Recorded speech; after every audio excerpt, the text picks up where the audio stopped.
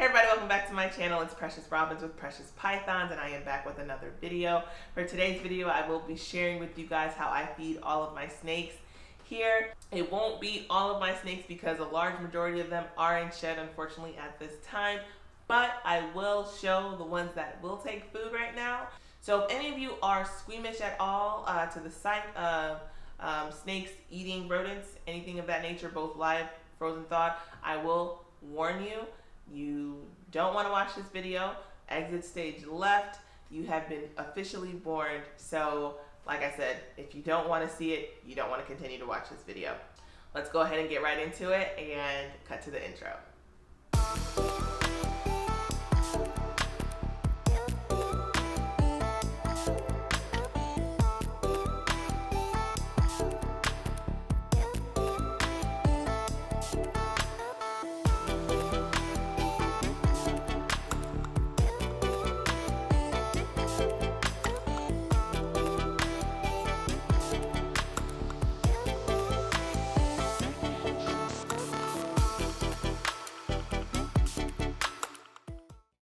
Alright, so like I said, I hope that anybody that would be disturbed by this video is no longer watching at this point, but if you are interested in how I feed my snakes, I do feed frozen, thawed, and live rodents to all of my snakes.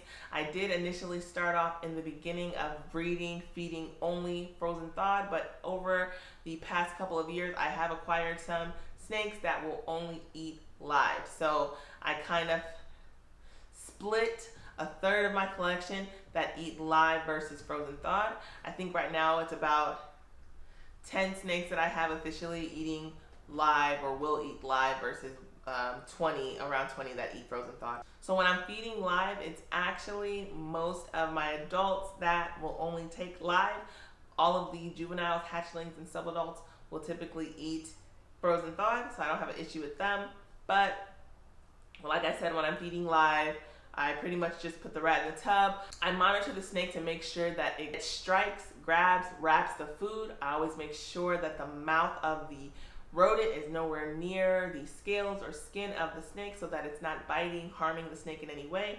You always want to monitor your snakes when you're feeding live because they can do some damage. Rodents are nasty little buggers and they will do serious damage to your snake if left unattended. So if you have a snake that won't eat publicly with an audience, because I do have a couple like that as well that eat live that want privacy, I always close the tub. I'll close it for about 15-20 minutes. If I know it's a snake that might take a little longer, I might leave it in there 30 minutes, 45 minutes, but I don't ever go over an hour. I actually don't really even go up to an hour. I'm always peeking and checking to see what's going on in there. But you just want to monitor the snake and the rat. Don't, go put the rat in there, go run an errand. Don't do any of that.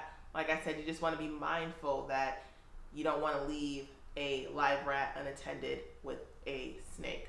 And when the snake does actually strike and grab its food, just be mindful of where the mouth of the rat is. You can't always do that because sometimes they do grab at the face and they wrap up pretty tightly and all the sight is gone. If that's the case, I just let them kind of do their thing, wait 2 days and inspect the snake later, see if there's any damage. And I actually, in the time that I've been feeding live, have never had that issue. So, which I'm probably fortunate about. When it comes to frozen, thawed, it's a little bit more tricky. I won't say complicated because it's not complicated, it's just more tedious. So when you're feeding frozen, thawed, of course you have it stored in a freezer somewhere. You want to thaw it out overnight or throughout the day in a refrigerator, somewhere cold. I never leave frozen items out on the counter. I don't even thaw out my own food that way because, again, when you're thawing out meat that's frozen at a warm temperature, you're pretty much inviting bacteria to grow at a very accelerated rate. So I just like to stay safe and, again, treat it like I treat my own food.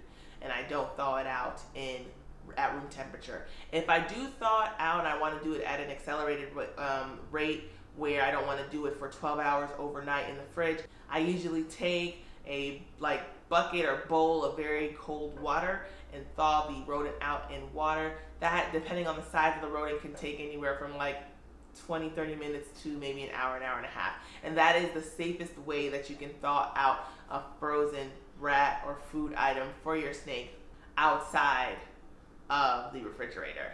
Now, once it's thawed out, you have to heat it up.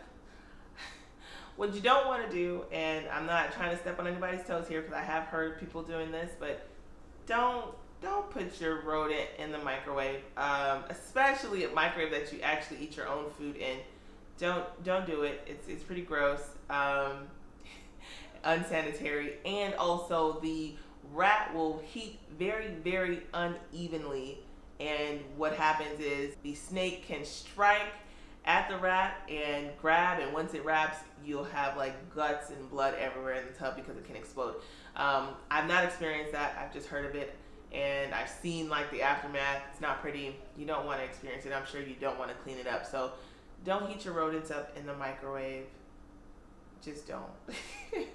What I do here to heat my thawed out rodents up is I take a blow dryer and I pretty much blast the head of the rodent on high with, again, a blow dryer for maybe like, depending on the size of the rat. If it's a weaned rat or a pup, I might do it for like 15 seconds. If it's a large, or if it's a small or medium rat, I'll do it for anywhere from like 30 to 45 seconds. And I always have a temp gun in hand to measure the heat temp of the rodent to make sure that it's somewhere between 90 and 100 degrees. What you can also do, and what I sometimes do if I'm trying to feed quickly, is I'll get a bucket or a bowl of very hot or warm water. I'll dip the head of the rodent in the water, measure the temp, make sure it's somewhere at 100 degrees or a little higher, and I will feed that way. Now, some snakes do not like wet rats for whatever reason. I have some that absolutely love it because my assumption is that they, rats are a little smellier when they're wet. They can probably get the scent off a little better. And again, I have some snakes that like are completely turned off by a wet rat. And I don't know if that's because they can smell that it's not alive more distinctively, but whatever the reason, figure out what your snake likes, figure out what works best for you. Those are just a couple tips of how I do it here. I won't actually show in the video warming it up or thawing it out or anything. It's just gonna be snakes eating rats. So I hope you guys enjoyed the video. I'll go ahead and stop talking and get to the action so you can see some of the feeding responses that I have with some of my snakes. Please feel free to comment down below. Let me know what you thought of the video.